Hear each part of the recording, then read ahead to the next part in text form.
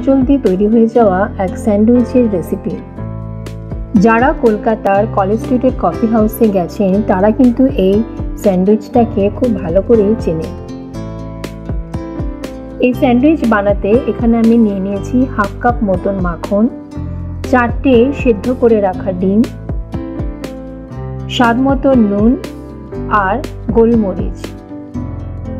এখানে কিন্তু গোলমরিচের গুঁড়োর জায়গায় গোটা গোলমরিচ ব্যবহার করলে ভালো। আর নিয়েছি 8টা ব্রেড স্লাইস। এবারে একটা বড় বাটিতে মাখনটাকে নিয়ে খুব ভালো করে ফেটাতে হবে। ফেটানোর জন্য আপনারা এরকম হুইস্কার বা কাঁটা চামচ ব্যবহার করতে পারেন। দেখুন আমাদের এখানে মাখন খুব ভালোভাবে ফেটানো হয়ে গেছে। এবারে আমরা ডিমগুলোকে ছুরির সাহায্যে ভালো করে কুচি করে কেটে নেব। এই রেসিপিটি খুব তাড়াতাড়ি তৈরি হয়ে যায় এবং বাইরে কোথাও ঘুরতে গেলে কিছুক্ষণের জন্য আমরা এটাকে নিয়ে যেতে পারি। কলকাতার কলেজ স্ট্রিটের কফি হাউসে যাওয়ার অভিজ্ঞতা যাদের রয়েছে তাদের কাছে কিন্তু এই স্যান্ডউইচ খুবই পরিচিত। এখানে আমরা 4টে ডিমকে খুব ভালো করে কুচি করে নিয়েছি।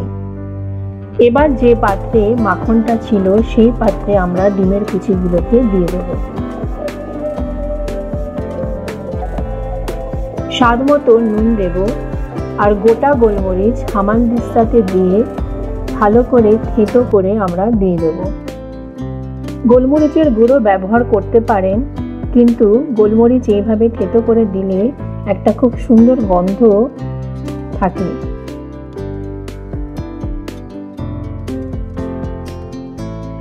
এখানে আমাদের গোলমরিচগুলো ভালো করে গুঁড়ো করা হয়ে গেছে। এবার আমরা ডিম আর মাখনের মিশ্রণের মধ্যে দিয়ে দেব।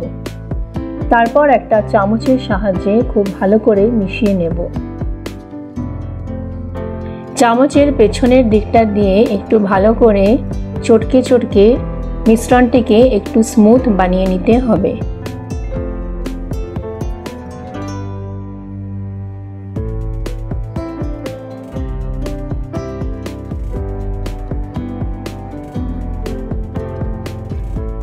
এবার একটা করে ব্রেড স্লাইস নিয়ে তার উপরে আমরা মিশ্রণটিকে দিয়ে ভালো করে মাখিয়ে নেব। মিশ্রণটি ভালোভাবে দেওয়া হয়ে গেলে তার উপরে আরেকটা ব্রেড স্লাইস আমরা দিয়ে ভালো করে হাত দিয়ে চেপে দেব। এই স্যান্ডউইচটা আপনারা এইভাবেও খেতে পারেন, আবার যদি ইচ্ছা করে তাহলে তাওয়ার মধ্যে একটুখানি মাখন দিয়ে দুদিক ভালো করে টোস্ট করেও খেতে পারেন। কিন্তু যদি টোস্ট করেন তাহলে কিন্তু বাইরে নিয়ে যাওয়া যাবে না, কারণ তাহলে বাইরে নিয়ে গেলে একটু শক্ত হয়ে যাবে। আর যদি এইভাবে আপনারা করে থাকেন তাহলে কিন্তু কিছুক্ষণের জন্য বাইরে গেলে অবশ্যই টিফিন হিসাবে এটাকে আপনারা নিতে পারেন। দুটো দিক এইভাবে ভালো করে লেগে যাওয়ার পরে আমরা চারধারের সাইডগুলোকে কেটে দিয়ে মধ্যেখান থেকে আমরা স্যান্ডউইচটাকে কেটে পরিবেশন করব।